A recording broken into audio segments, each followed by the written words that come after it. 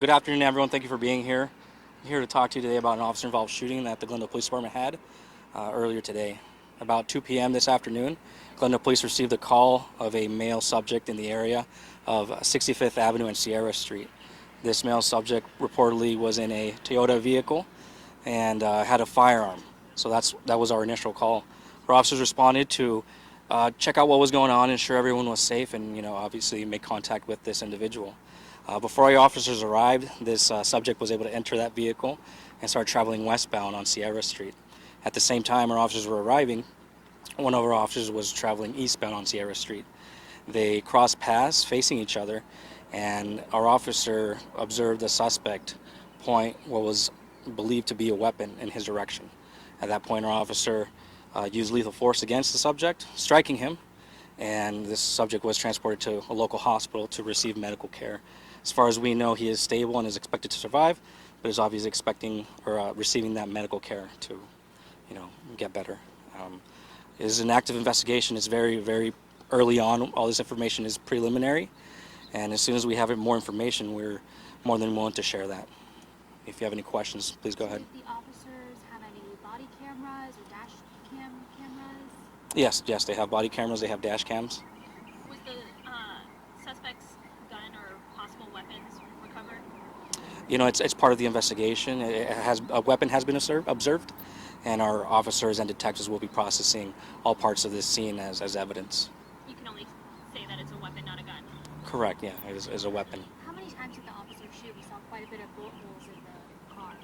That's a part of the investigation. We don't have that exact number yet, but we do know that he did fire or discharge his weapon multiple times. There's only one officer involved? One officer involved in the shooting, a second officer as a witness. And then you said the weapon was pointed at the officer. Did that person discharge their weapon? We don't have that information right now. It's a good question. Were there any commands for him to put down the gun before that officer opened fire? That information I don't have right now. We know it was a very fluid scene. We know both vehicles were in motion, so with something so dynamic as that, sometimes it's difficult to give out commands. But we are investigating that, and that will be made known at a later time. To clarify, you mentioned that you got the 911 calls and then he got in a car. Was he walking? Were there reports that he was walking around the neighborhood with a gun or leaving a house with a gun? That's a great question. So we actually did receive multiple 911 calls of the subject in the area. Some of those calls included him walking around, behaving erratic, in the vehicle, driving fast. So, that just adds on to the reason we responded. Was this person, do you guys know his identity, if he's a repeat offender or someone who lives in the area? Well, we're investigating that. He is known to us just because we've had prior contact with him, but it's all part of the ongoing investigation at this time. Are you able to share an age? Not at this time. I'm sorry. But an adult man? An adult man, correct. Does he live in this neighborhood? That is unknown at this time.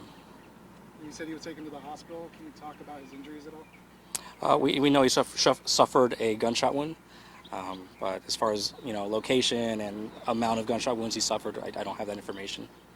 Did the subject point the weapon at the officer? Yes. Based on our investigation, that is what happened. He pointed what was believed to be a weapon at our officer. And then can you just walk over? I know maybe you can keep it general, but what happens when an officer fires his weapon? What are standard operating procedures in this kind of incident? That's a great question. Obviously there is both the internal investigation, there is an external investigation that ultimately goes to the Maricopa County Attorney's Office. As far as the internal investigation, for us, our desire is to be transparent, correct? So we're part of the West Valley Incident Response Team. And because of that, Surprise Police Department will be handling this investigation as far as the officer-involved shooting. So for additional information in the coming future, Surprise PD would be the ones to reach out to as far as that. Are there going to be any charges filed against this man? That's a great question. And again, because Surprise Police Department is handling the investigation, they would be the ones to more thoroughly answer that question. Bullet fragments or anything contained to just the street and no houses were hit? Great question. As far as we know, nobody was hit, no homes were hit, but with any projectile from a firearm or weapon, those pieces of evidence can be, littered all over a crime scene. So. Is there any threat to the community now? Not at this time. No, it's just expect a heavy police presence, obviously given the circumstances, but no threat to the community. Did Did the officers try and stop the suspect's car? It looked like there was some sort of crash. We don't have that information right now. It's possible they could have tried to stop him, but as far as we know, a weapon was pointed at our officers, and they responded with firearm. Did the officer get out of the car and shoot, or shoot from like in the car? I know it's kind of a weird question. No, it's a great question. I understand it. From what we know, he fired his weapon, and in the process, he got out of his vehicle. So it's hard to say whether he fired inside of his vehicle through his windshield or if he stepped out and fired more. It's all part of an ongoing investigation, which later can be made known once those details become available to you guys.